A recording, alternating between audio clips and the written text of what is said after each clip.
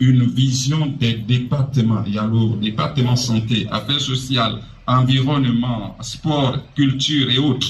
Donc, vous voyez que les postes sont là.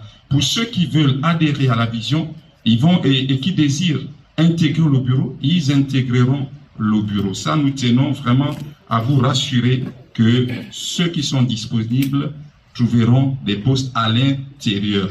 Ceux qui voudront introduire leurs adhérents en fonction aussi des qualités, parce que ça aussi, il faut qu'on se dise les vérités, les yeux dans les yeux. Il ne s'agit pas d'occuper un poste. Il faut avoir la qualité. Il faut avoir la disponibilité. Ah oui. Il faut se donner. C'est un esprit d'abnégation qu'il faut avoir. Parce que quand on a besoin de travailler, il faut que les gens soient là.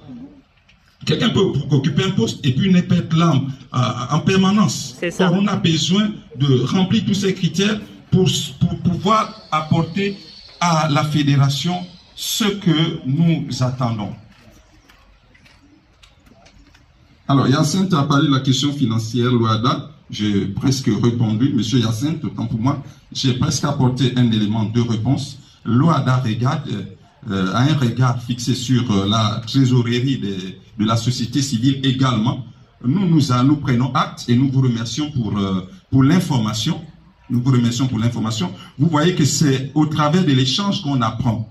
Nous n'avions pas la science ou la connaissance infuse. Nous avions besoin aussi de votre apport. Et si vous êtes là et vous apportez comme ça, ça veut dire que nous sommes convaincus que nous allons devoir avancer de manière positive. Donc, votre information, pour nous, c'est une information que vous nous apportez.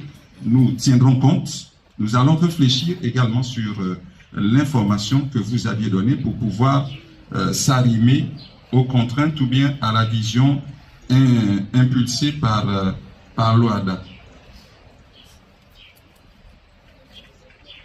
Alors, M. Boissa a parlé de la communication. M. Boissa, vraiment, merci. Parce qu'effectivement, on n'est pas informé.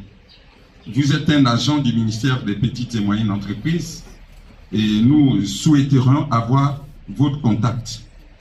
Parce qu'il y a ici des présidents des structures qui ont besoin d'avoir cette connaissance, cette information pour pouvoir vraiment amener leur structure à s'arrimer, leur structure à être conforme.